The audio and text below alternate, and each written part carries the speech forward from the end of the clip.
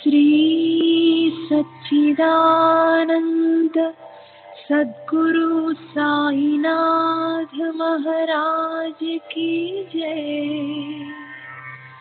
सद्गुरु श्री साईनाथुनि शरद बाबूजी की जय।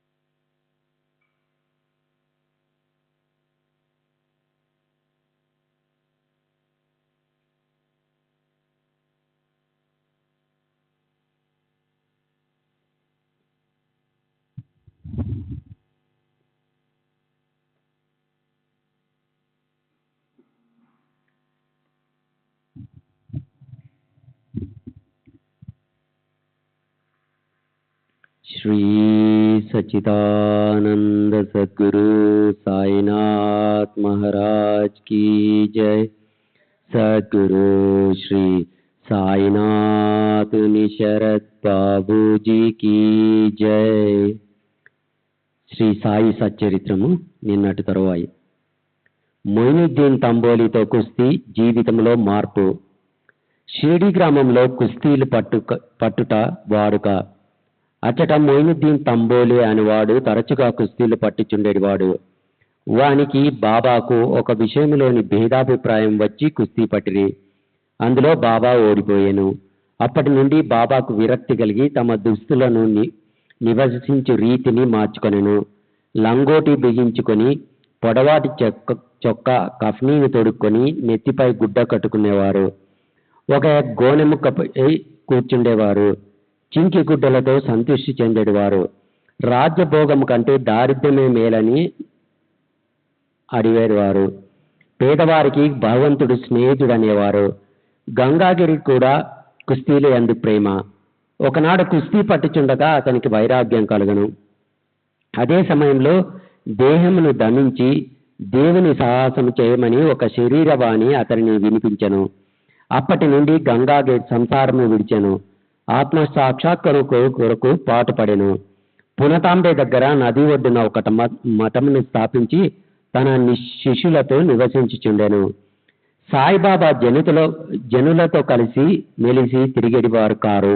ఎవరితోనూ తమంతట తాము మాట్లాడేవారు కారు. ఎవరైనా ఏదైనా అడిగిన దానికి మాత్రము జవాబు ఇచ్చేవారు. దినములో ఎక్కువ భాగము వేప చెట్టు నీడయందు, అప్పుడప్పుడు ఊరు అవతలున్న కాలువ ఒడ్డున గల తుమ్మ చెట్టు నీడన కూర్చునేవారు. సాయంకాలము ఊరకనే కొంత దూరము నడిచేవారు. ఒకసారి నీమ్గావ్ పోచుండేవారు. నీమ్గావ్లో బాబాసాహెబ్ త్రయంబక్ డేంగ్లే అనే అతని ఇంటికి తరచుగా పోవారు. బాబాసాహెబ్ డేంగ్లే యందు సాయిబాబాకు మిక్కిలి ప్రేమ. అతని తమ్ముని పేరు నానాసాహెబ్. అతడు 2 వివాహములు చేసుకున్నను సంతానము కలగలేదు. బాబాసాహెబ్ డేంగ్లే తన సోదరుని సాయిబాబా వద్దకు పంపెను. బాబా అనుగ్రహించే నానాసాహెబ్కు పుత్ర సంతానం కలిగెను. అప్పటి నుండి బాబాను దర్శించుటకు ప్రజలు తండోపతండలుగా రాసాగిరి. వారి కీర్తి అంతటను వెల్లడి ఆయను. అహ్మద్ నగర్కు వరకు వ్యాపించెను. అక్కడి నుండి నానాసాహెబ్ చాందోర్కర్, కేశవ చిదంబర్ మొదలుగా అనేక మంది షిరిడి వచ్చుట ప్రారంభించిరి. దినమంతయు బాబాను భక్తులు చుట్టిచుండేవారు. రాత్రుల యందు బాబా పాడుపడిన పాత మసీదు యందు శయనించుచుండెను. పొగ పీల్చుకొని చిలుంగొట్టము, కొంత పొగాకు, ఒక రేకు డబ్బా, కఫ్ని, తలగుడ్డ ఎల్లప్పుడూ దగ్గరించుకొనుటకు సట్కా, చేతికర్ర మాత్రమే అప్పటిలో ఆయనకున్న సామానులు. తలపై ఒక గుడ్డ చుట్టి దాని అంచులను జడవలే మెలిపెట్టి ముడివేసి ఎడమ చెవుపై నుంచి వెనుకకు వేలాడునట్లు వేసుకునేవారు. తమ దుస్తులను వారముల తరబడి ఉతకకుండా ఉంచేవారు. చెప్పులను తొడిగేవారు కాదు. దినమంతయు గోనెగుడ్డపై కూర్చునేవారు. లంగోటి కట్టుకునేవారు. చలి కాచుకొనుటకు దినికెదురుగా మసీదుకు ఈశాన్య భాగంలో కల కొయ్య చేపట్టుపై తమ ఎడమ చేతి నానించి దక్షిణాభిముఖంగా కూర్చునేవారు. ఆ దునిలో అహంకారము, కోరికలను, ఆలోచనలను ఆహుతి చేసి అల్లాయే యజమాని అని పలికేవారు. మసీదులో 2 గదుల స్థలము మాత్రం ఉండెను.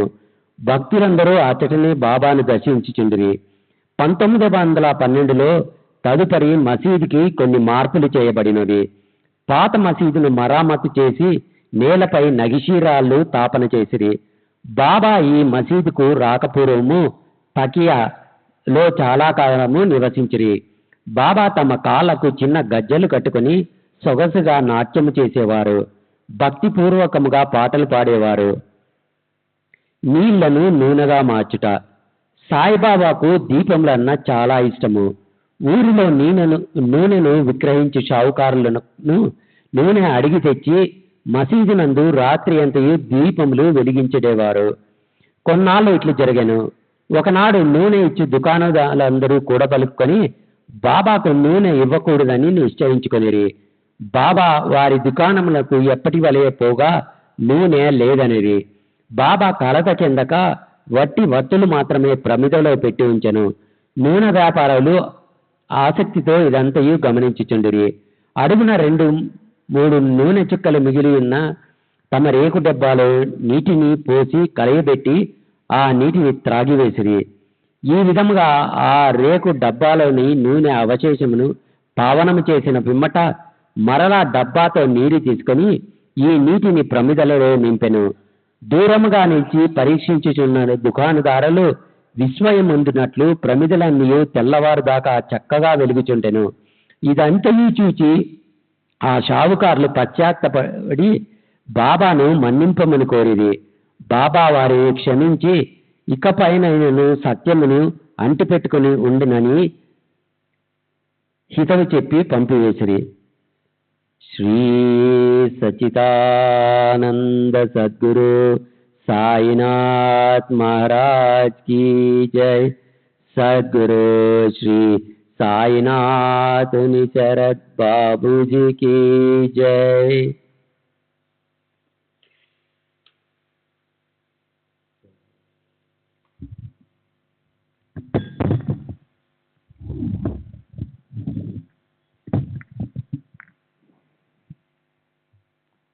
పైన వివరించిన కుస్తీ జరిగిన 5 ఏండ్ల తర్వాత అహ్మద్నగర్ నుండి జవహర్ అలీ అను ఫకీరొకడు శిష్యులతో రహతా వచ్చెను. వీరభద్ర మందిరమునకు సమీపంలోనున్న స్థలంలో దిగెను. ఆ ఫకీరు చాలా చదువుకున్నవాడు, ఖురానంతయు వల్లించగలడు, మధుర భాషుడు. ఆ ఊరిలోని భక్తులు వచ్చి వానిపై సన్మానించుచు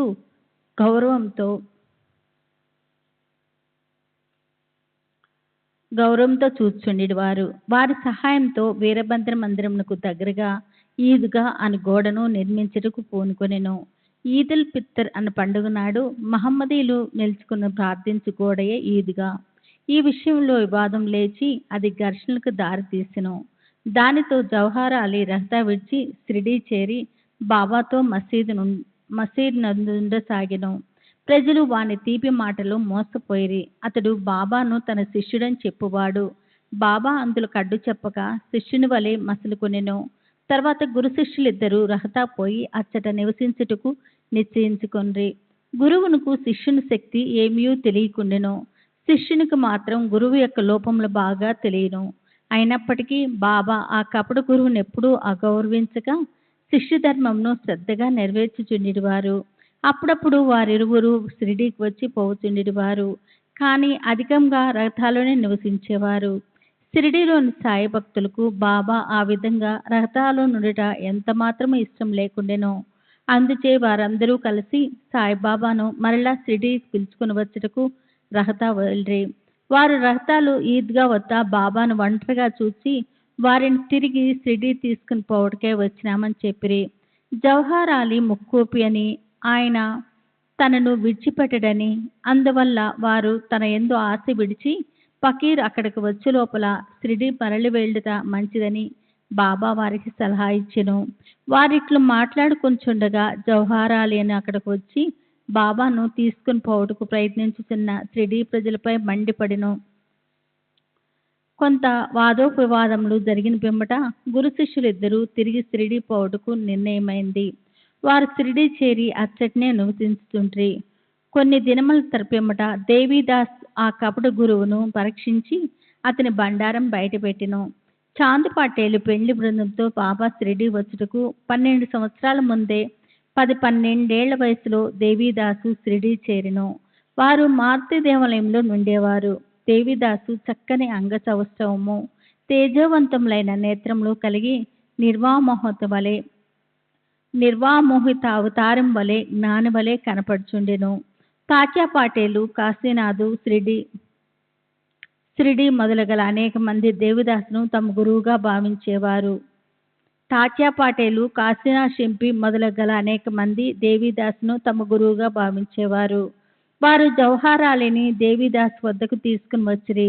వారి మధ్య జరిగిన వాదంలో జవహర్ అలీ చిత్తుగా ఓడిపోయి షిరిడీ నుంచి పలాయనం చిత్తగించెను. ఆ తర్వాత అతడు వైజాపూర్లో నుండి చాలా ఏండ్లు తర్వాత షిరిడీ తిరిగి వచ్చి బాబా పాదంపై పడిను. తాను గురువు సాయిబాబా శిష్యుడైన భ్రమ వాని మనసు నుండి తొలగి తన ప్రవర్తనకు పశ్చాత్తాపడెను. సాయిబాబా వారిని యథారీతి గౌరవంగానే చూచెను. ఈ విధంగా శిష్యుడు గురువుని ఎట్లు సేవింపవలనో, ఎట్లు అహంకార మమకారములను విడిచి గురు సృష్ట చేసి తుదకు ఆత్మ సాక్షాత్కారమును పొందవలనో బాబా ఆచరణాత్మకంగా నిరూపించెను. ఈ కథ భక్త మహల్సావత్ చెప్పిన వివరంలో ఆధారంగా వ్రాయబడినది. 5వ అధ్యాయం సంపూర్ణము. సద్గురు శ్రీ సాయినాథ్ అర్పణమస్తు. శుభం భవతు. శ్రీ సాయినాథాయన్ మహా. శ్రీ సాయి సచ్చరిత్రము 6వ అధ్యాయము. సాయిబాబా యొక్క అనుమతి వాగ్దానము. ఉరుసు ఉత్సవము. చందనోత్సవము. ఉరుసు శ్రీరామనవ ఉత్సవంగా మారిన వైనము. మసీదుకు మరమ్మతులు. సాయిబాబా యొక్క అనుమతి వాగ్దానము. సంసారమైన సాగరంలో జీవుడనే ఓడను సద్గురుడే సరంగుగా నడుపునప్పుడు అది సులభంగాను సురక్షితంగాను గమ్యం చేరును. సద్గురువు అనగానే సాయిబాబా స్మరణకు వచ్చుతున్నారు. నా కండ్ల ఎదుట సాయిబాబా నిలిచి ఉన్నట్లు, నా నుదుట ఊది పెడుచున్నట్లు, నా శిరస్సుపై చేయి వేసి ఆశీర్వదించుచున్నట్లు పొడముచున్నది. నా మనసు సంతోషంతో నిండిపోయి కండ్ల నుండి ప్రేమ పొంగి పొరలుతున్నది. గురుహస్త స్పర్శ మహిమ అద్భుతమైనది. ప్రళయాగ్నిచే కూడా కాలనట్టి వాసనామయమైన సూక్ష్మ శరీరము గురు కరిస స్పర్శ తగలగానే భస్మమైపోవును. అనేక జన్మార్జిత పాప సంశయము పటాపంచలైపోవును. ఆధ్యాత్మిక సంబంధమైన విషయములు వినుటికే విసుగుపడు వారి వాకు కూడా నెమ్మది పొందును. శ్రీ సాయి సుందర రూపము కాంచుతోని కంఠము ఆనందోద్రేకంతో గద్గతమగును. కనుల నుండి ఆనందాశ్రువులు పొంగి పొరలను. హృదయము భావోద్రేకంతో ఉక్కిరిబిక్కిరగును. నేనే తానను పరబ్రహ్మ స్వరూపమును స్మరణకు మేలుకొని ఆత్మ సాక్షాత్కార ఆనందమును కలిగించును. నేను నీవు అనే భేదభావం తొలగించి బ్రహ్మైక్యానుభావమును సిద్ధింపు చేయును. నేను వేద పురాణాదిని సత్యం చదివినప్పుడు నా సద్గురుమూర్తియే అడుగడుగునకు జ్ఞప్తికి వచ్చుచుండును. నా సద్గురువైన శ్రీ సాయిబాబాయే శ్రీరాముడుగా శ్రీకృష్ణుడిగా ముందు నిలిచి తన లీలను తామే వినిపింప చేయనట్లు తోచును. నేను భాగవత పారాయణ పూనుగొనగానే శ్రీ సాయి అపాదమస్తకము కృష్ణుని వలె కనిపించును. భాగవతము ఉద్ధవగీతయో తామే పాడుచున్నట్లుగా అనిపించును. ఎవరితోనైనా సంభాషించుతున్నప్పుడు సాయిబాబా కథలే ఉదాహరణగా నిచ్చుటకు జ్ఞప్తికి వచ్చును. నాకై నేను ఏదైనా వ్రాయ తలపెట్టించో ఒక మాట కానీ వాక్యం కానీ వ్రాయటకు రాదు. వారి ఆశీర్వాదం లభించిన వెంటనే రచనాధార అంతులేనట్లు సాగును. భక్తుల్లో అహంకారం విజృంభించగానే బాబా దాన్ని అణచివేయుటకు తన శక్తితో వారి కోరికలు నెరవేర్చి సంతృష్టి చేసి ఆశీర్వదించును. సాయి పాదములకు సాష్టాంగ నమస్కారం చేసి సర్వస్వ శరణాగతి చేసిన వానికి ధర్మార్థ కామ మోక్షములు కరతలములగును. భగవత్ సాన్నిధ్యమును పొందుటకు కర్మ జ్ఞాన యోగ భక్తి మార్గములనడి 4 త్రోవలు కలవు. అన్నిట్లో భక్తి మార్గము కష్టమైంది. అది ముండ్లు గోతులతో నిండియుండును. సద్గురుని సహాయంతో ముండ్లను గోతులను తప్పించుకుని ముందుకు సాగినిచ్చో గమ్యస్థానం అవలీలుగా చేరవచ్చును. ఈ సత్యమును దృఢంగా నమ్ముడని శ్రీ సాయిబాబా నొక్కి వక్కాణించిన వారు. స్వయం సత్తాకమైన బ్రహ్మము జగత్తును సృష్టించు నా బ్రహ్మము యొక్క శక్తి అంటే మాయా సృష్టి అను ఈ మూడింటి గురించిన తత్వ విచారం చేసి వాస్తవమునకు 3 ఒకటేనని సిద్ధాంతకరించి బాబా తన భక్తుల శ్రేయస్కై చేసిన అభయప్రదాన వాక్యమును రచయిత ఈ క్రింద ఉదాహరించుతున్నాడు. నా భక్తుని ఇంటిలో అన్న వస్త్రములకు ఎప్పుడూ లోటుండదు. నా యందే మనసు నిలిపి భక్తి శ్రద్ధలతో మనవపూర్వకంగా నన్నే ఆరాధించే వారి యోగక్షేమలను నేను చూచిదును. కావున వస్త్రాహారముల కొరకు ప్రయాసపడవద్దు. నీకేమైనా కావలసిన భగవంతుని వేడుకొనుము. ప్రపంచంలోని కీర్తి ప్రతిష్టలకై ప్రాకులాడటం మాని దైవం యొక్క దర్బార్లో మన్నన పొందుటకు భగవంతుని కరుణా కటాక్షములను సంపాదించుటకు యత్నించుము. ప్రపంచ గౌరవం అందుకొను భ్రమను విడువుము. మనసునందు ఇష్టదైవం యొక్క ఆకారం నిలుపుము. సమస్త ఇంద్రియములను మనసును భగవంతుని ఆరాధన కొరకే నియమింపము. ఇతరం వైపు మనసు పోనేవుకోము. ఎల్లప్పుడూ నన్నే జ్ఞప్తించుకునము. మనసును ధన సంపార్జన దేహ పోషణ గృహ సంరక్షణ మొదలగు విషయముల పట్ల సంచరించకుండా గట్టిగా నిలుపుము. అప్పుడు అది నెమ్మది వహించి శాంతంగాను చింతారహితంగాను ఉండును. మనసు సరైన సాంగత్యంలో ఉన్నదనటకు ఇదే గుర్తు. చంచల మనస్సుకు స్వస్థతం చిక్కదు. బాబా మాటలు ఉదాహరించిన పిమ్మట గ్రంథకర్త షిరిడిలో జరుగు శ్రీరామనవమి ఉత్సవం వర్ణించడం పూనుకొనెను. షిరిడిలో జరుగును ఉత్సవములన్నిటిలో శ్రీరామనవమియే గొప్పది.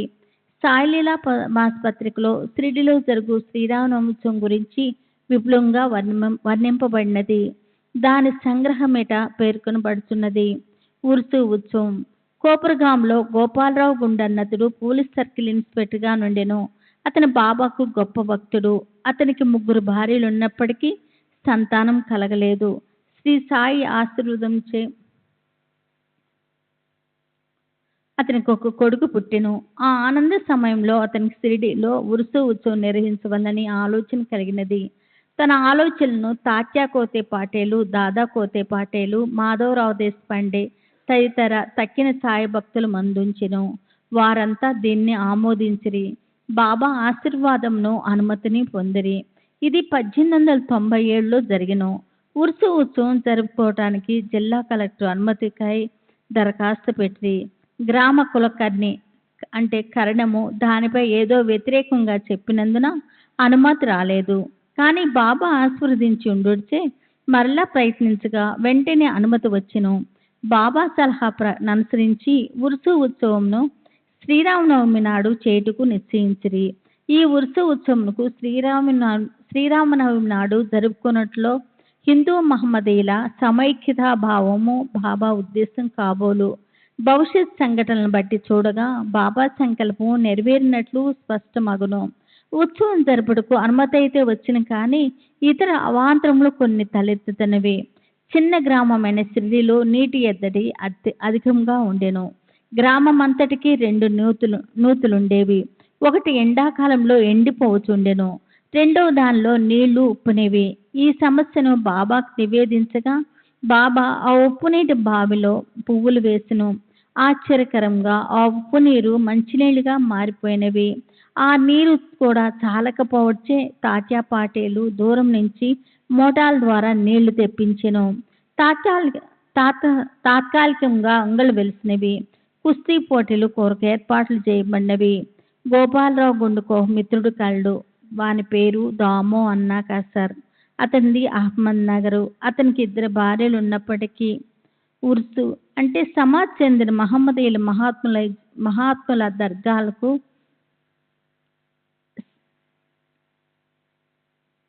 సమాధుల వద్ద ఏటేటా భక్తులు జరుపుకుని ఆరాధన ఉత్సవము. దాము అన్నకు 3 భార్యలు ఉన్నప్పటికీ సంతానం లేకుండెను. అతనికి కూడా బాబా ఆశీర్వాదంచే పుత్ర సంతానం కలిగెను. ఉత్సవం కొరకు జెండా తయారు చేయించవలను. గోపాలరావు అతనికి పురమాయించెను. అటులనే నానాసాహెబ్ నిమోన్కర్ను ఒక నగిషి జెండా తెమ్మని కోరెను. ఈ 2 జెండాలను ఉత్సవంతో తీసుకుని పోయి మసీదు 2 మూలలందు నిలబెట్టి ఈ పద్ధతి ఇప్పటికీ అవలంబించుచున్నారు. బాబా తాము నివసించిన ఆ మసీదును ద్వారకామాయి అని పిలిచేవారు.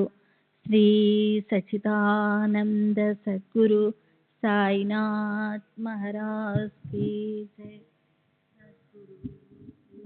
సాయినాథ్ నిమ్సరత్ బాబూజీ కీ జై. చందనోత్సవము. సుమారు 5 ఏళ్ల తర్వాత ఈ ఉత్సవంతో పాటు ఇంకొక ఉత్సవం కూడా ప్రారంభమయ్యెను. కొరలా గ్రామమునకు చెందిన అమీర్ శక్కర్ దలాల్ అను మహమ్మదీయ భక్తుడు చందన ఉత్సవమును ప్రారంభించెను. ఈ ఉత్సవము గొప్ప మహమ్మదీయ ఫకీరుల గౌరవార్థము చేయుదురు. వెడల్పు పల్లెరములో చందనపు ముద్ద నుంచి తలపై పెట్టుకుని సాంబ్రాణి ధూపములతో బాజా భజంత్రీలతో ఉత్సవము సాగించెదరు. ఉత్సవం ఊరేగిన పిమ్మట మసీదునకు వచ్చి మసీదు గూటి నింబార్లోను గోడలపైనను ఆ చందనమును చేతితో నందరును తట్టెదరు. మొదటి 3 సంవత్సరములు ఈ ఉత్సవమును అమీర్ శక్కర్ నిర్వహించెను. పిమ్మట అతని భార్య ఆ సేవను కొనసాగించెను. ఒకే దినమందు పగలు హిందువులచే జెండా ఉత్సవము, రాత్రులయందు మహమ్మదీయులచే చందనోత్సవం ఏ అరమరకలు లేక జరుగుచున్నవి. ఏర్పాట్లు. షిరిడిలో జరుగు శ్రీరామనవమి ఉత్సవము బాబా భక్తులకు ముఖ్యమైనది, పవిత్రమైనది. భక్తులందరూ వచ్చి ఈ ఉత్సవంలో పాల్గొనుచుండిరి. బయటి ఏర్పాట్లనియు తాత్యాకోతే పాటిల్ చూచుకొనిటివాడు. ఇంటి లోపల చేయవలసినవనియు రాధాకృష్ణమాయి అను భక్తురాలు చూచుచుండెను. ఉత్సవ దినములలో ఆమె నివాసము భక్తులతో నిండిపోయేది. ఆమె వారికి కావలసిన ఏర్పాట్లు చూసుకునిటియే కాక ఉత్సవమునకు కావలసిన సరంజామానంతయు సిద్ధపరచుచుండెను. అంతేకాదు స్వయముగా ఆమె మసీదును శుభ్రపరిచి గోడలకు సున్నము వేయుచుండెను. మసీదు గోడలు బాబా వెలిగించు దునిమూలముగా మసిపట్టి ఉండేటివి. మండుచున్న దునితో సహా మసీదులోని వస్తువులన్నింటినీ తీసి బయటపెట్టి మసీదు గోడలను చక్కగా కడిగి వెళ్ళవేయుచుండెను. ఆమె ఇదంతయు బాబా దినము మార్చి దినము చావడిలో పరుండినప్పుడు చేసేది. ఈ పనిని శ్రీరామనవమికి ఒకరోజు ముందే పూర్తి చేయుచుండెను. పేదలకు అన్నదానమనిన బాబాకు చాలా ప్రీతి. అందుచే ఈ ఉత్సవ సమయమందు అన్నదానము విరివిగా చేయుచుండిరి.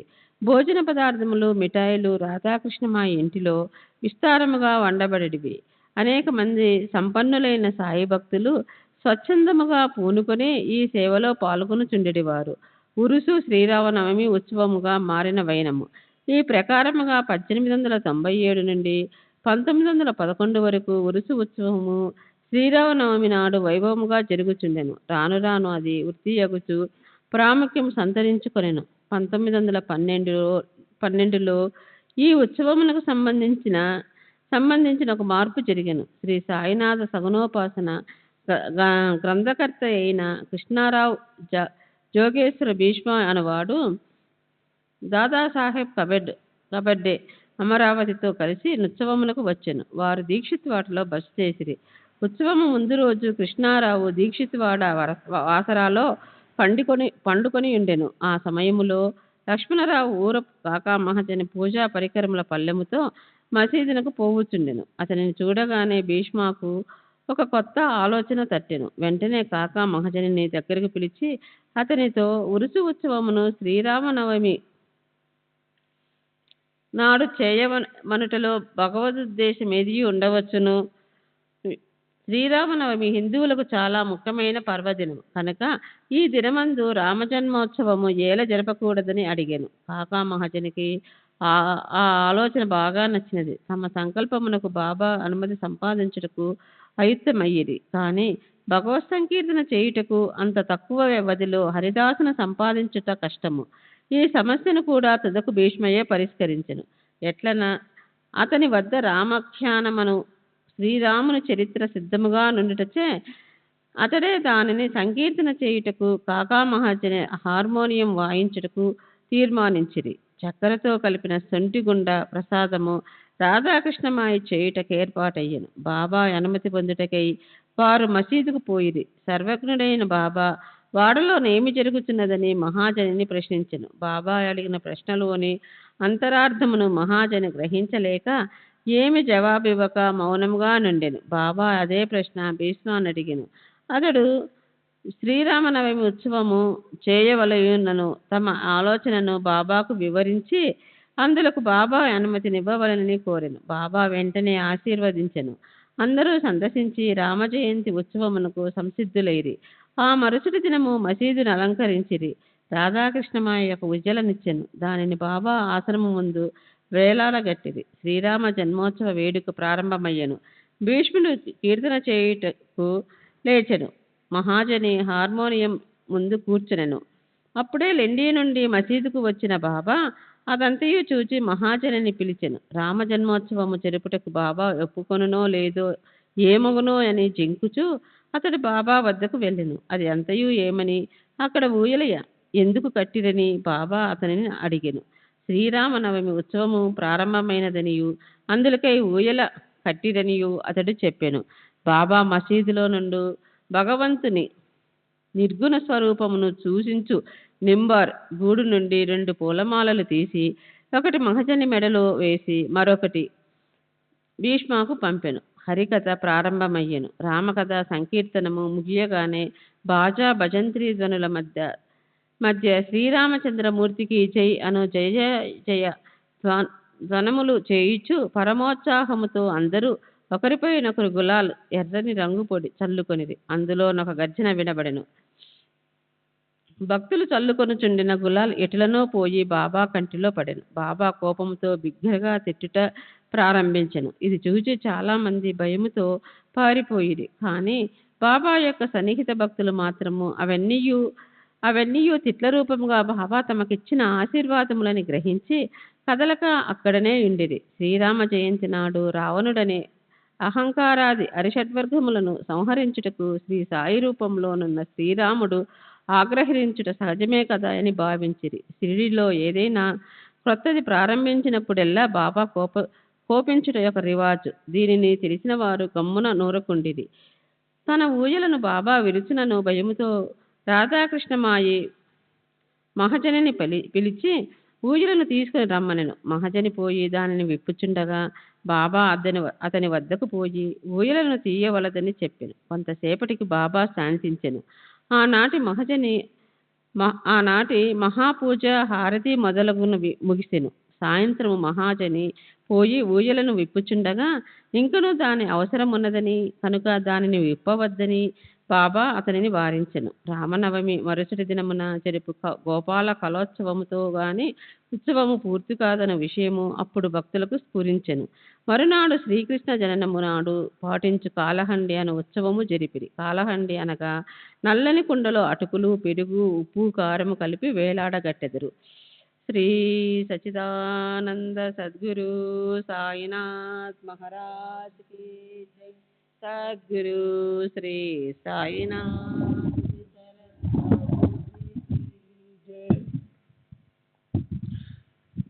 హరికథ సమాప్తైన పిమ్మట దీనిని కట్టెలతో పగలగొట్టెదరు.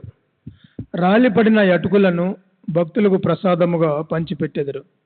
శ్రీకృష్ణ పరమాత్ముడు ఈ మాదిరిగానే తన స్నేహితులకు గొల్ల పిల్ల వండ్రకు పంచిపెట్టుచుండెను. ఆ మరుసటి దినము ఇవన్నీ పూర్తి అయిన పిమ్మట ఊయలను ఇప్పుటకు బాబా సమ్మతించెను. శ్రీరామనవమి వేడుకలు ఈ విధముగా జరిగిపోవచుండగా పగటి వేళ పతాక ఉత్సవము, రాత్రి యందు చందనోత్సవం కూడా యథావిధిగా జరిగినవి. ఈ విధముగా ఆనాటి నుండి ఉరుసు ఉత్సవము శ్రీరామనవమి ఉత్సవముగా మారెను. 1913 నుండి శ్రీరామనవమి ఉత్సవములోని అంశములు క్రమముగా హెచ్చినవి. చైత్ర పాడ్యమి నుంచి రాధాకృష్ణమాయి నామ సప్తాహము ప్రారంభించుచుండెను. భక్తులందరూ వంతుల వారీగా అందు పాల్గొనుచుండిరి. ఒక్కొక్కప్పుడు రాధాకృష్ణమాయి కూడా వేకోజాముననే భజనలో చేరుచుండెను. శ్రీరామనవమి ఉత్సవములు దేశమంతటా జరుగుటచే హరికథా కాలక్షేపము చేయు హరిదాసులు దొరుకుట దుర్లభముగా నుండెను. శ్రీరామనవమికి 5-6 రోజుల ముందు ఆధునిక తుకారాం అని పిలువబడు బాలబువ మాలి అను సంకీర్తనకారుని కాకా మహాజని యాదృచ్ఛికముగా కలియుట తటస్థించినది. శ్రీరామనవమి నాడు సంకీర్తన చేయుటకు మహాజని అతనిని షిరిడి తోడుకుని వచ్చును.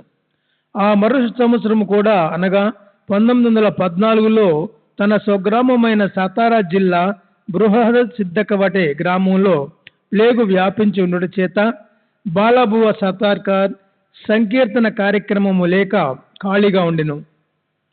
కాకాసాహెబ్ దీక్షిత్ ద్వారా బాబా అనుమతి పొంది అతడు షిరిడి వచ్చి హరికథా సంకీర్తనము చేసెను. బాబా అతనిని తగినట్లు సత్కరించెను. 1914వ సంవత్సరంలో ప్రతి సంవత్సరము శ్రీరామనవమి నాడు షిరిడిలో సంకీర్తన చేయు బాధ్యతను శ్రీ దాస్గణ్ మహారాజుకు బాబా అప్పగించడం ద్వారా ఏటేటా ఒక్కొక్క క్రొత్త హరిదాసుని పిలుచు సమస్య శాశ్వతముగా పరిష్కరింపబడెను. 1912 నుండి ఈ ఉత్సవం రాను రాను వృద్ధి పొందుచుండెను. చైత్ర శుద్ధ అష్టమి మొదలు ద్వాదశి వరకు షిరిడి తేనె త్రుట్టె వలె ప్రజలతో కిటకిటలాడుచుండెను. అంగళ్ళ సంఖ్య పెరిగిపోయెను. కుస్తీ పోటీలలో అనేక మంది ప్రముఖ మల్లులు పాల్గొనుచుండెరి. పేదలకు అన్న సంతర్పణ విరివిగా జరుగుచుండెను. రాధాకృష్ణమాయి కృషిచే షిరిడి యొక్క సంస్థానముగా రూపొందెను. వివిధములైన అంగులు, అలంకారములు పెరిగినవి. అలంకరింపబడిన గుర్రము, పల్లకి, రథము, పాత్రలు, వెండి సామానులు, బాల్టీలు, వంట పాత్రలు, పటములు, నిలువుటద్దములు మొదలగునవి బహూకరింపబడెను. ఉత్సవమునకు ఏనుగులు కూడా వచ్చెను.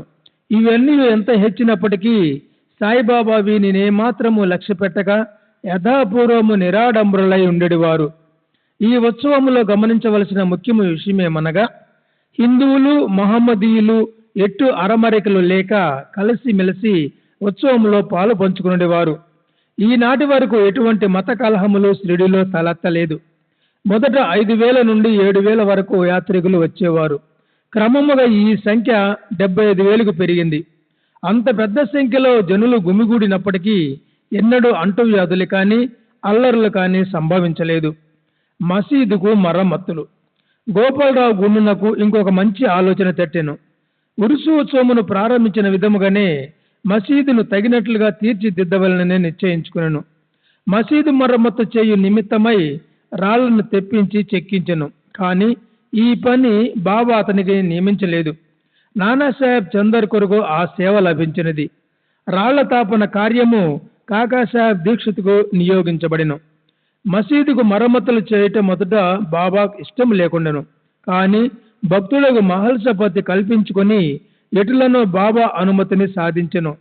బాబా చావడిలో పండుకున్న ఒక్క రాత్రిలో మసీదు నేలను చక్కని రాళ్లతో తాపన చేయటం ముగించిరి. అప్పటి నుండి బాబా గోనెగుడ్డపై కూర్చుండుట మాని చిన్న పరుపు మీద కూర్చుండువారు. గొప్ప వ్యయ ప్రయాసలతో 1911 సంవత్సరంలో సభా మండపము పూర్తి చేసిరి. మసీదుకు ముందున్న జాగా చాలా చిన్నది, సౌకర్యముగా లేకుండెను. కాకాసాహెబ్ దీక్షిత్ దానిని విశాలపరిచి పైకప్పు వేయదలిచెను. ఎంతో డబ్బు పెట్టి ఇనుప స్తంభములు మొదలగునవి తెప్పించి పని ప్రారంభించెను. రాత్రి అంతయు శ్రమపడి స్తంభములు నాటిడివారు. మరుసటి దినము ప్రాతకాలముననే బాబా చావడి నుండి వచ్చి అది ఎంతయు చూచి కోపముతో వారిని పీకి పారవేయుచుడివారు. ఒకసారి బాబా మిక్కిలి కోపోద్దితుడై నాటిన ఇనుప స్తంభమును ఒక చేతితో పెగిలించుచు రెండవ చేతితో తాత్యాపాటిలు పీకను పట్టుకొనెను. తాత్యా తలపాగాను బలవంతంగా తీసి అగ్గిపుల్లతో నిప్పంటించి ఒక గోతిలో పారవైచెను. బాబా నేత్రములు నిప్పు కణముల వలె వెలుగుచుండెను. ఎవరికిని బాబా వైపు చూచుటకు కూడా ధైర్యము చాలకుండెను. అందరూ భయకంపితులైరి. బాబా తన జేబులో నుండి ₹1 తీసి అటువైపు విసిరెను. అది శుభ సమయమందు చేయు ఆహుతి వలె కనపడెను. తాత్యా కూడా చాలా భయపడెను. తాత్యాకు ఏమి జరుగుతున్నదో ఎవరికీ ఏమీ తెలియకుండెను. కల్పించుకొని బాబా పట్టు నుండి తాత్యాను విడిపించడానికి ఎవరికి ధైర్యం చాలలేదు. ఇంతలో కుష్ఠరోగియు బాబా భక్తుడు నాకు బాగో చేసిందే కొంచెము ధైర్యము కూడా గట్టుకుని ముందుకు పోగా బాబా వారిని ఒక ప్రక్కకు త్రోసివేసెను. మాధవరావు సమీపించబోగా బాబా అతనిపై ఇటుకురాయి రువ్వెను. ఎంతమంది ఆ జోలికి పోదలిచిరో అందరికీ ఒకే గతి పట్టెను. కానీ కొంతసేపటికి బాబా శాంతించెను. ఒక దుకాణదారుని పిలిపించి వాని వద్ద నుంచి ఒక నగిషి జరిపాగాను కొని తాత్యాను ప్రత్యేకంగా సత్కరించుటక అన్నట్లు దానిని స్వయముగా తాత్యా తలకు చుట్టెను. బాబా యొక్క ఈ వింత చర్యను చూచిన వారెల్లరూ ఆశ్చర్యమగ్నులైరి. అంత త్వరలో బాబాకి ఎట్లు కోపం వచ్చెను? ఎందుచేత ఈ విధముగా తాత్యాను శిక్షించెను? వారి కోపము తక్షణమే ఎట్లు చల్లబడెను అని అందరూ ఆలోచించుచుండిరి. బాబా ఒక్కొక్కప్పుడు శాంతమూర్తి వలె కూర్చుండి అత్యంత ప్రేమ అనురాగములతో మాట్లాడుచుండువారు. అంతలో అకారణముగా కోపించిరువారు. అటువంటి సంఘటనలు అనేకములు గలవు. కానీ ఏది చెప్పవలనను విషయము తేల్చుకునలేకున్నాను. అందుచే నాకు జ్ఞాపకం వచ్చినప్పుడల్లా ఒక్కొక్కటి చెప్పేదను. 6వ అధ్యాయము సంపూర్ణము. సద్గురు శ్రీ సాయినాథార్పణమస్తు. శుభం భవతు. శ్రీ సాయినాథాయ నమః. శ్రీ సాయి చరిత్రము 7వ అధ్యాయము. అద్భుత అవతారము, సాయిబాబా వైఖరి, బాగా యోగాభ్యాసములు, ధౌతి, ఖండయోగము, బాబా సర్వాంతర్యమిత్వము, కారుణ్యము, కుష్ఠరోగ భక్తుని సేవ, కాపాడ్డే కుమారుని ప్లేగు వ్యాధి, బాబా పండరి ప్రయాణము. అద్భుత అవతారము. సాయిబాబా హిందూ అన్నచో వారు మహమ్మదీయుని వలె కనిపించేవారు. మహమ్మదీయుడు అనుకున్నచో హిందూ మతాచార సంపన్నుడుగా కనిపించుచుండెను. ఆయన హిందువా లేక మహమ్మదీయుడా అన్న విషయము ఇతిమిద్దముగా ఎవ్వరికీ తెలియదు. బాబా శాస్త్రోక్తముగా హిందువుల శ్రీరామనవమి ఉత్సవము జరుపుచుండెను. అదే కాలమందు మహమ్మదీయుల చందనోత్సవము జరుపుటకు అనుమతించెను. ఈ ఉత్సవ సమయమందు కుస్తీ పోటీలను ప్రోత్సహించువారు. గెలిచిన వారికి మంచి బహుమతులు ఇచ్చేవారు. గోకులాష్టమి నాడు గోపాల కాల ఉత్సవము జరిపించుచుండిరి. ఈదుల్ ఫితర్ పండగ నాడు మహమ్మదీయులచే మసీదులో నమాజు చేయించేవారు. మొహర్రం పండుగకు కొంతమంది మహమ్మదీయులు మసీదులో తాజియా లేదా తాబూత్ నిలిపి కొన్ని దినములు దాని నచ్చడం నుంచి పిమ్మట గ్రామంలో ఊరేగించదమనిరి. 4 దినముల వరకు మసీదులో తాబూతు నుంచుటకు బాబా సమ్మతించి 5వ నాడు సంకోచముగా దాన్ని తామే తీసివేసిరి. వారు మహమ్మదీయులైనచో హిందువులకు వలె వారి చెవులు కొట్టబడి ఉండెడు. వారు హిందువులన్నచో సుంతిని ప్రోత్సహించెడివారు. బాబా హిందువైనచో మసీదు నందు ఎలా ఉండును? మహమ్మదీయుడైనచో దునియను అగ్నిహోత్రము నేల వెలిగించి ఉండువారు. అదియేగాక తిరిగలతో విసురుట, శంఖమూదుట, గంట వాయించుట, హోమము చేయుట, భజన, అన్న సంతర్పణ, అర్ఘపాజాతులతో పూజలు మొదలగు మహమ్మదీయ మతమునకు అంగీకారము కాని విషయములు మసీదులో జరుగుచుండెను. వారి మహమ్మదీయులైనచో కర్మిష్ఠులకు సనాతనాచార పరాయణులైన బ్రాహ్మణులు వారి పాదములపై సాష్టాంగ నమస్కారం ఎట్లు చేయుచుండేవారు. వారు ఏ తెగవారని అడగబోయిన వారెల్లరూ వారిని సందర్శించిన వెంటనే మోగలగుచు పరవశించుచుండిరి. అందుచే సాయిబాబా హిందువో మహమ్మదీయుడో ఎవరును సరిగా నిర్ణయించలేకుండిరి. ఇది ఒక వింత కాదు. ఎవరైతే సర్వమును త్యజించి భగవంతుని సరస్వ శరణాగతి చెందెదరో వారు దేవునితో ఐక్యమైపోయేదరు. వారికి దేనితో సంబంధము గాని భేదభావము గాని ఉండదు. వారికి జాతి మతములతో ఎట్టి సంబంధం లేదు. సాయిబాబా అట్టివారు. వారికి జాతులందు వ్యక్తులందు భేదము కనిపించకుండెను. ఫకీరులతో కలిసి బాబా మత్స్య మాంసములు భుజించుచుండెను. వారి భోజన పళ్ళెములో కుక్కలు మూతి పెట్టినను సణుగువారు కాదు.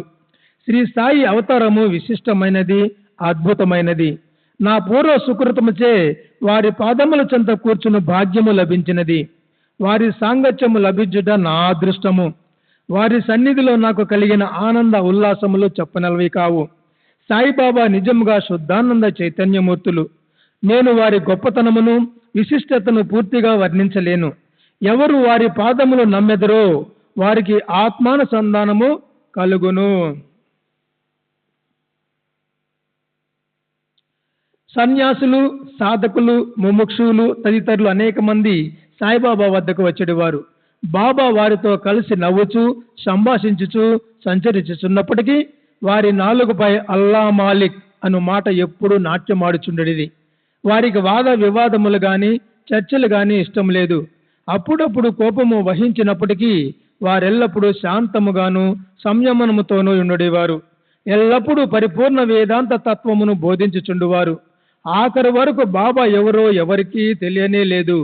వారు ప్రభువులకు భిక్షులను ఒకే రీతిగా ఆదరించేది. అందరి అంతరంగములందు గల రహస్యములన్నీ బాబా ఎరింగేడివారు. బాబా ఆ రహస్యములను వెలుగుచ్చుగానే అందరూ ఆశ్చర్యమగ్నులగుచుండిరి. వారు సర్వజ్ఞులైనప్పటికీ ఏమీ తెలియని వాని వలె నటించుచుండిరి. సన్మానములన్నచో వారికి ఏమాత్రం ఇష్టం లేదు.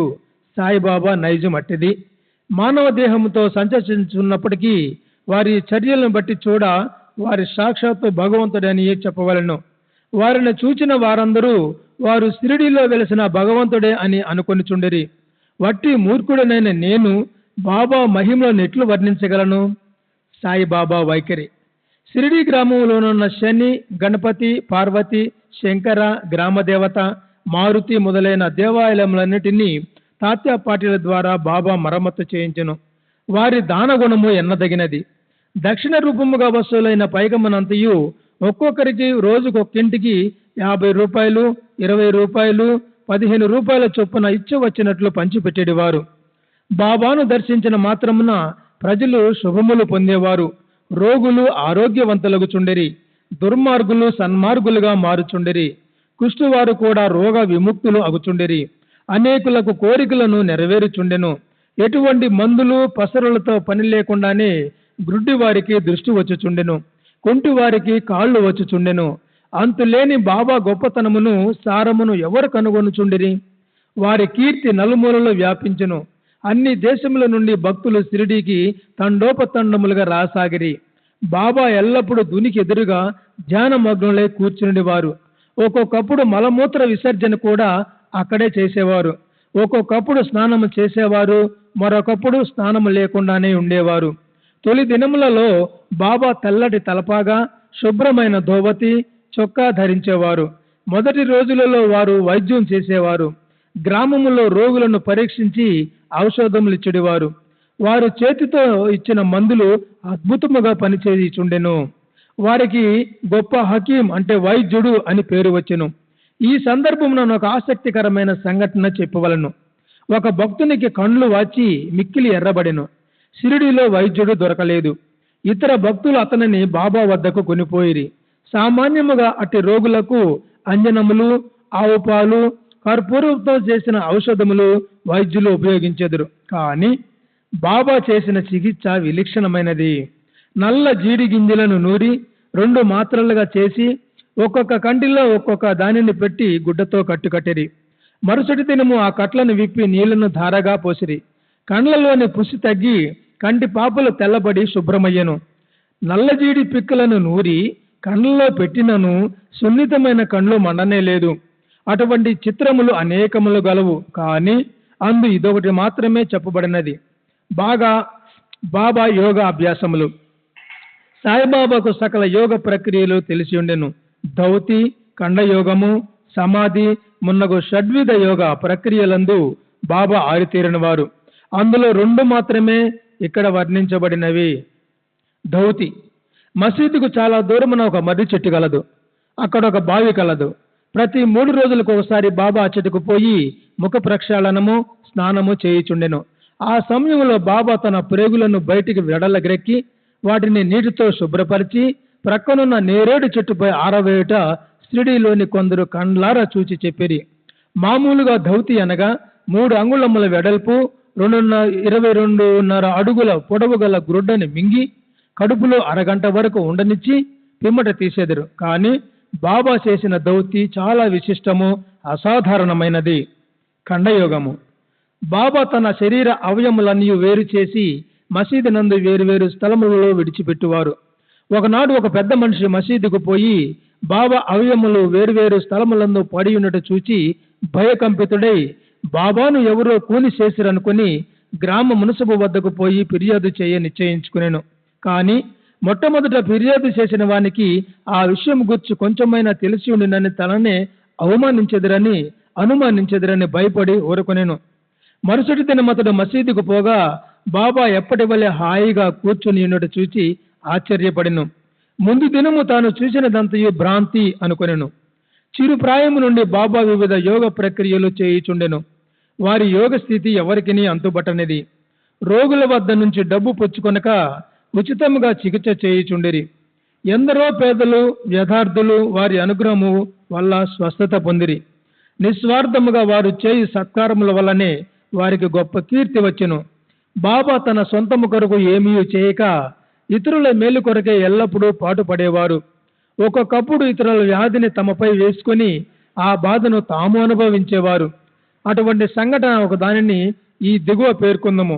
దీన్ని బట్టి బాబా యొక్క సర్వజ్ఞత, దయార్థ హృదయము విదితమగును. బాబా సర్వాంతర్యామిత్వము, కారుణ్యము. 1910వ సంవత్సరము అంటే ఘన త్రయోదశి నాడు అనగా దీపావళి పండుగ ముందు రోజున బాబా ధుని వద్ద కూర్చుండి చలి కాచుకొనుచు ధునిలో కట్టెలు వేయుచుండెను. ధుని బాగుగా మండుచుండెను. కొంతసేపైన తరువాత హఠాత్తుగా కట్టెలకు మారు తన చేతిని ధునిలో పెట్టి నిశ్చలముగా ఉండిపోయేరి. మంటలకు చేయి కాలిపోయేను. మాధవుడనే నౌకరును మాధవరావు దేశపాండే దీన్ని చూచి వెంటనే బాబా వైపుకు పరిగెడిరి. మాధవరావు దేశపాండే బాబా నడుమును పట్టుకొని బలముగా వెనుకకు లాగను. దేవా, ఇట్లేలా చేసిదిరి అని బాబాను అడిగిరి. మరేదో లోకములో ఉండినట్లుండిన బాబా బాహ్య స్మృతి తెచ్చుకొని ఇక్కడకు చాలా దూరంలో ఒక కమ్మరి స్త్రీ తన బిడ్డను ఎడులో ఉంచుకొని కొలి మోదుచుండెను. అంతలో ఆమె భర్త పిలిచెను. తన ఎడులో బిడ్డ సంగతి మరచి ఆమె తొందరగా లేచెను. బిడ్డ మండుచున్న కొలిమిలో పడెను. వెంటనే నా చేతిని కొలిమిలోనికి దూర్చి ఆ బిడ్డను రక్షించి తిని. నా చేయి కాలితే కాలినది, అది నాకంత బాధాకరము కాదు. కానీ బిడ్డ రక్షింపబడిను విషయము నాకు ఆనందము కలుగు చేయుచున్నదని బాబా జవాబిచ్చెను. కుష్ఠరోగ భక్తుని సేవ. బాబా చెయ్యి కాలిన సంగతి మాధవరావు దేశపాండే ద్వారా తెలుసుకుని నానాసాహెబ్ చందోర్కర్ వెంటనే బొంబాయి నుండి డాక్టర్ పరమానంద్ అను ప్రఖ్యాత వైద్యుని వెంటబెట్టుకుని వైద్య సామాగ్రితో సహా హుటాహుటిన షిరిడి వచ్చెను. చికిత్స చేయుటగా డాక్టర్కు కాళ్ళను తమ చేయి చూపమని బాబాను నానా కోరెను. బాబా ఎందుకు ఒప్పుకోలేదు. చేయి కాలిన లగాయితూ బాగోజు షిందే అను కుష్ఠరోగి ఏదో ఆకు వేసి కట్టుకట్టేవారు. నానా ఎంత వేడినను బాబా డాక్టర్ గారిచే చికిత్స పొందుటకు సమ్మతించలేదు. డాక్టర్ గారు కూడా అనేక సార్లు వేడుకొనిరి. అల్లాయే తన వైద్యుడని, తమకేం మాత్రము బాధ లేదని చెప్పుచూ ఎటులో డాక్టర్ చే చికిత్స చేయించుకున్నట్టుకు దాటవేయుచుండెను. అందుచే డాక్టరు మందులు పెట్టి మూత అయినా తెరవకుండగానే బొంబాయి తిరిగి వెళ్ళెను. కానీ అతనికి ఈ మిషతో బాబా దర్శ భాగ్యము లభించెను. ప్రతిరోజు బాగోజీ వచ్చి బాబా చేతికి కట్టుచుండెను. కొన్ని దినముల తరువాత గాయము మానిపోయెను. అందరూ సంతోషించిరి. అప్పటికి ఇంకా ఏమైనా నొప్పి మిగిలి ఉండినదా అనే సంగతి ఎవరికీ తెలియదు. కానీ ప్రతిరోజు ఉదయము బాగోజీ పట్టీలను విప్పి బాబా చేతిని నేతితో తోమి తిరిగి కట్లను కట్టుచుండేవారు. బాబా మహాసమాధి వరకు ఇది జరుగుతూనే ఉండెను. మహాసిద్ధపురుషుడైన బాబాకు ఇదంతయు నిజానికి అవసరం లేనప్పటికీ తన భక్తుడైన బాగోజీ అందుగల ప్రేమచే అతడు వనర్చు ఉపాసనను గైకొనెను. బాబా లెండికి పోవునప్పుడు బాగోజీ బాబా తలపై గొడుగు పట్టుకుని వెంట నడిచెడివారు. ప్రతిరోజు ఉదయం బాబా ధుని వద్ద కూర్చునగానే బాగోజీ తన సేవా కార్యము మొదలెడివాడు. బాగోజీ గత జన్మ యందు చేసిన పాప ఫలితముగా ఈ జన్మమున కుష్ఠరోగముచే బాధపడుచుండెను. వాని వ్రేళ్లు ఈడ్చుకొని పోయి ఉండెను. వాని శరీరమంతయు చీము కాల్చు దుర్వాసన కొట్టుచుండెను. బాహ్యమునకు అతడంత అదృష్టవంతుని వల్లే కాన్పించుచున్నప్పటికీ అతడు మిక్కిలి అదృష్టశాలి, సంతోషి. ఎందుకనగా అతడు బాబా సేవకులందరిలో మొదటివాడు. బాబా సహవాసము పూర్తిగా అనుభవించినవాడు. కాపర్డే కుమారుని ప్లేగు వ్యాధి. బాబా విచిత్ర లీలలో ఇంకొక దారిని వర్ణించెదను. అమరావతి నివాసి దాదాసాహెబ్ కాపర్డే భార్య తన చిన్న కొడుకుతో కలిసి షిరిడీలో కొన్ని దినములుండెను. ఒకనాడు కాపర్డే కుమారునికి తీవ్ర జ్వరము వచ్చెను. అది ప్లేగు జ్వరము కింద మారెను. తల్లి మిక్కిలి భయపడెను. షిరిడీ విడిచి అమరావతి పోవాలని అనుకుని సాయంకాలము బాబా బూటివాడ వద్దకు వచ్చుచున్నప్పుడు వారిని సెలవును అడుగుబోయెను. గద్గద కంఠముతో తన చిన్న కొడుకు ప్లేగుతో పడి ఉన్నాడని బాబాకు చెప్పెను. బాబా ఆమెతో దయతో మృదువుగా ఇట్లనెను, ప్రస్తుతము ఆకాశము మబ్బు పట్టి ఉన్నది. కొద్దిసేపటిలో మబ్బులన్నీ చెదిరిపోయి ఆకాశము నిర్మలమగును. అట్లనుచు బాబా కఫ్నీని పైకెత్తి చంకలో కోడి గ్రుడ్లంత పరిణామము గల 4 ప్లేగు పొక్కలను చూపుతూ, నా భక్తుల కొరకు నేనెట్లు బాధపడేదనో చూడుము, వారి కష్టములన్నీ నావే. ఈ మహాద్భుత లీలను చూచిన జనులకు మహాత్ములు తమ భక్తుల బాధలు తామెట్లు స్వీకరించరో అను విషయము స్పష్టమయ్యను. మహాత్ముల మనసు మైనము కన్నా మెత్తనిది, వెన్న వల్లే మృదువైనది. వారు భక్తులను ప్రత్యుపకారమేమీ ఆశించక ప్రేమించెదరు. భక్తులనే తమ స్వజనులుగా భావించెదరు. బాబా పండరి ప్రయాణము. సాయిబాబా తమ భక్తులను ఎట్లు ప్రేమించుచుండెనో, వారి కోరికలను అవసరములను ఎట్లు గ్రహించుచుండెనో అను కథను చెప్పి ఈ అధ్యాయమును ముగించెదను. నానాసాహెబ్ చందోర్కర్ బాబాకు గొప్ప భక్తుడు. అతడు ఖాందేశ్లోని నందూరు బారులో మామల్తదారుగా నుండెను. అతనికి పండరీపురమునకు బదిలీ అయ్యెను. సాయిబాబా యందు అతనికి బల భక్తి అను ఫలము ఆనాటికి పండెను. పండరీపురమును భూలోక వైకుంఠమనెదరు. అట్టి స్థలమునకు బదిలీ చేయుటచే అతడు గొప్ప ధన్యుడు. నానాసాహెబ్ వెంటనే పండరిపోయి ఉద్యోగంలో ప్రవేశించవలసి ఉండెను. షిరిడీలో ఎవరికని ఉత్తరం రాయక హుటాహుటిన పండరి ప్రయాణమయ్యను. ముందుగా షిరిడీకి పోయి తన విఠోబాయకు బాబాను దర్శించి ఆ తరువాత పండరికి పోవాలని అనుకున్నాను. నానాసాహెబ్ షిరిడీకి వచ్చే సంగతి ఎవరికీ తెలియదు. కానీ బాబా సర్వజ్ఞుడగటిచే గ్రహించెను. నానాసాహెబ్ నీమ్గాం చేరేసరికి షిరిడీ మసీదులో కలకలం రేగెను. బాబా మసీదులో కూర్చుండి మహల్సపతి, అప్పాషిందే, కాశీరాములతో మాట్లాడుచుండెను. హఠాత్తుగా బాబా వారితో ఇట్లనెను, మన నలుగురుము కలిసి భజన చేసేదము. పండరీ ద్వారములు తెరిచినారు కనుక ఆనందముగా పాడేదము లేండు. అందరూ కలిసి పాడదొడంగిరి. ఆ పాట యొక్క భావం ఏమన్నా, నేను పండరీ పోవలను, నేనెక్కడనే నివసించవలను, ఎందుకనగా అదియే నా ప్రభు యొక్క ధామము. అట్లా బాబా పాడుచుండెను. భక్తులందరూ బాబాను అనుకరించిరి. కొద్దిసేపటికి నానాసాహెబ్ కుటుంబ సమేతముగా వచ్చి బాబా పాదములకు సాష్టాంగ నమస్కారం చేసి తనకు పండరీపురము బదిలీ అయినదని, బాబా కూడా వారితో పండరీపురము వచ్చి అక్కడ ఉండవలనని వేడుకొనెను. అటుల బ్రతిమాలుటకు అవసరం లేకుండెను. ఏలన బాబా అప్పటికే పండరీపోవలను, అచ్చట నుండవలెను భావమును వెలుబుచ్చుచుండెనని తక్కిన భక్తులు చెప్పిరి.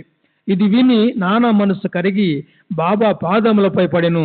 బాబా యొక్క ఊది ప్రసాదమును, ఆశీర్వాదమును, అనుజ్ఞను పొంది నానా సాహెబు పండరికి పోయెను. ఇట్టి బాబా లీలలకు అంతులేదు. 7వ అధ్యాయము సంపూర్ణము. సద్గురు శ్రీ సాయినాథారమస్తు.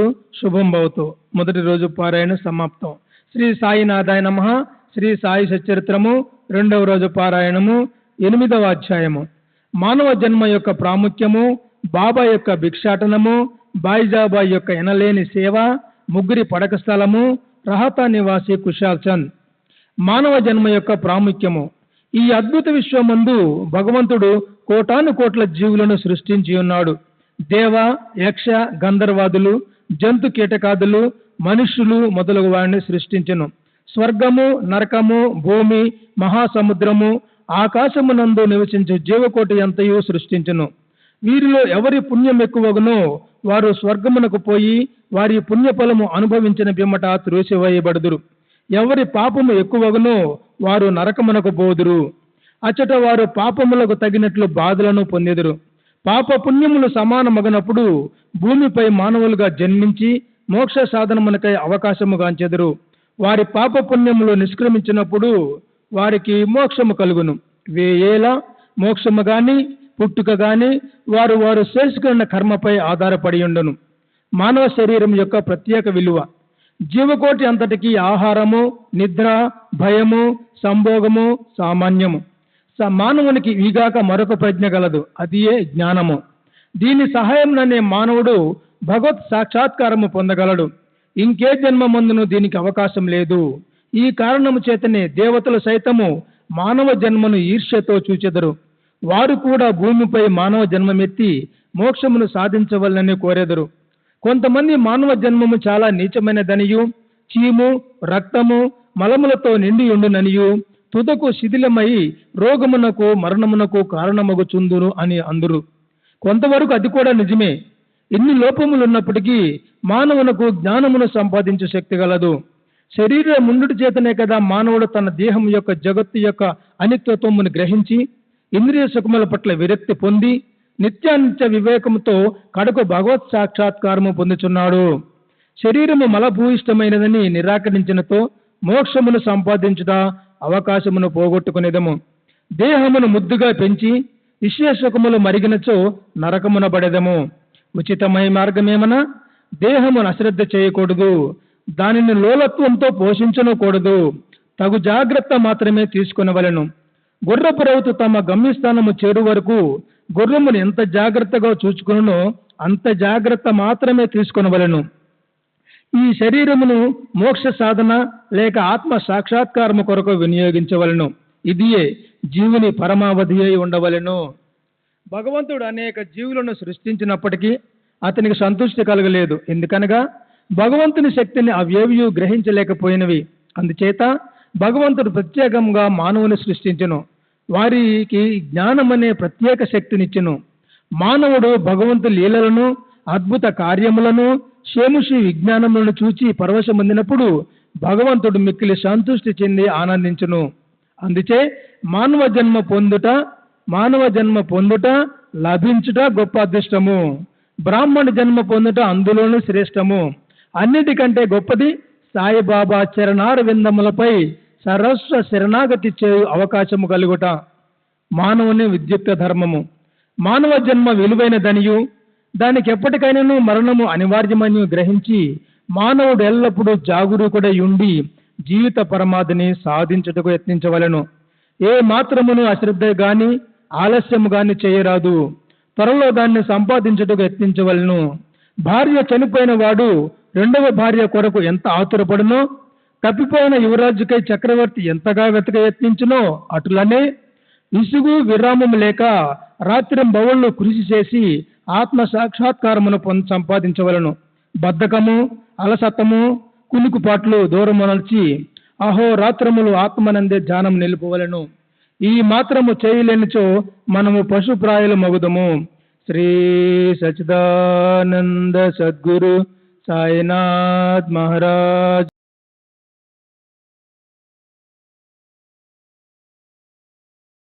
బాబూజీ की जय.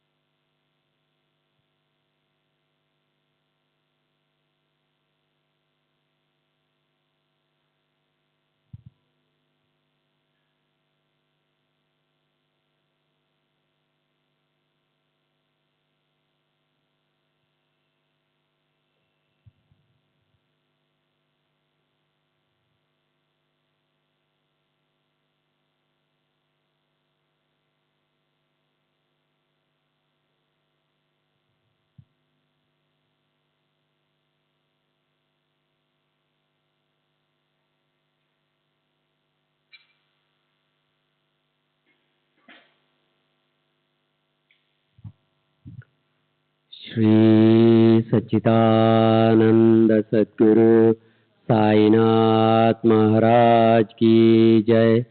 सद्गुरु श्री साईनाथ निसर बाबूजी की जय. साई रहम नजर करना, बच्चों का पालन करना. साई रहम नजर करना, बच्चों का पालन करना. जाना तुमने जगत सारा, सब ये झूठ जमाना. जाना तुमने जगत सारा, सब ये झूठ जमाना. साई रहम नजर करना, बच्चों का पालन करना. साई रहम नजर करना, बच्चों का पालन करना.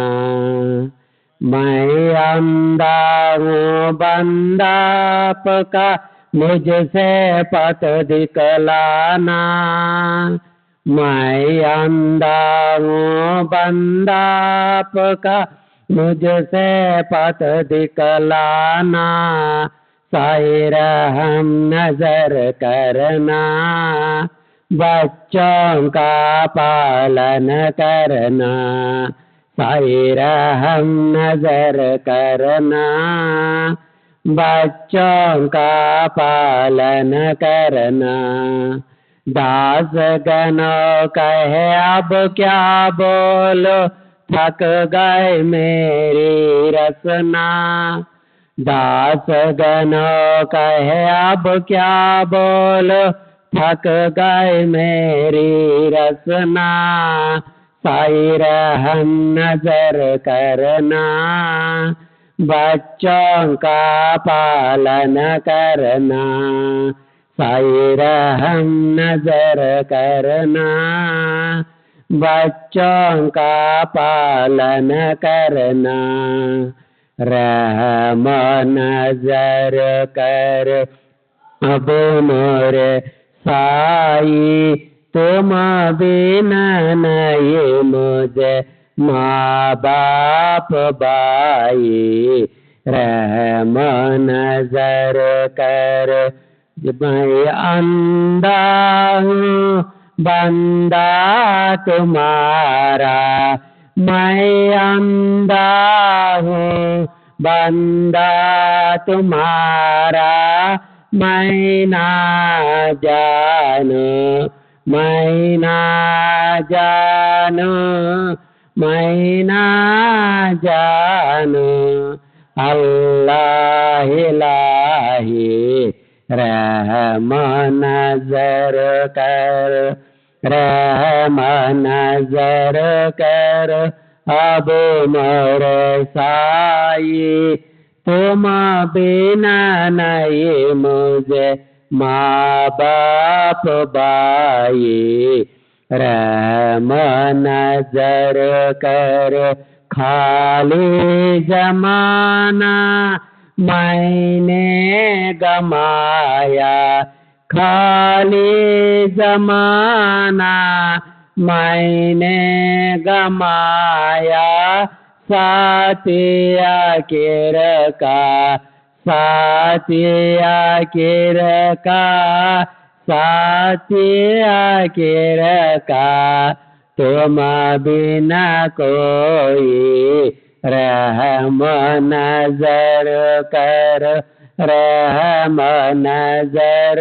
कर अब मोरे साई, तुम बिना नहीं मुझे माँ बाप भाई, रहम नजर कर अपने मस्जिद का झाड़ू गनो है, अपने मस्जिद का झाड़ू गनो है, मालिक मारे, मालिक मारे, मालिक मारे, तुम बाबा साई, रहम नजर कर, रहम नजर कर अब मोरे साई, तुम बिना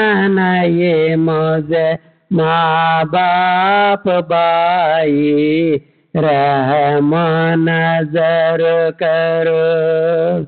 श्री सच्चिदानंद सद्गुरु साईनाथ महाराज की जय। सद्गुरु श्री साईनाथ निसर बाबू जी की जय।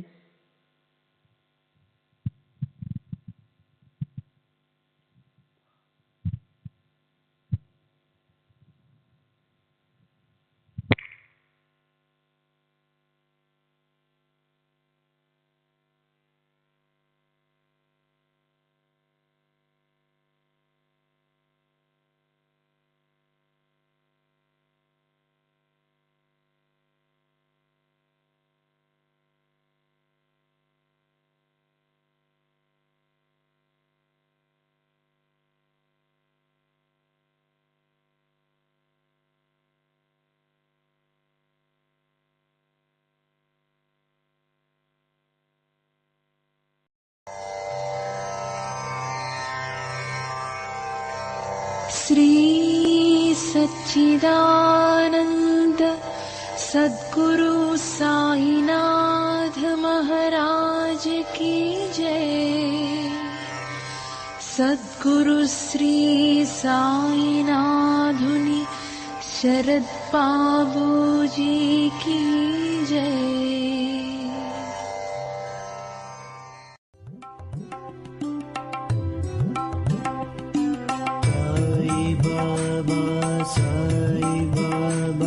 साई बाबा साई बाबा